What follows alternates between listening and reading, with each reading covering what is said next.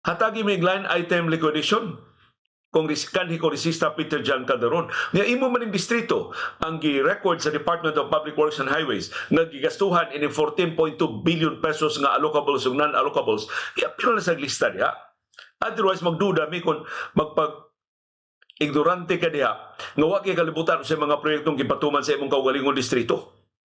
So identify ang tanang proyekto sa imong distrito, i-label asay imo, asay dili imo.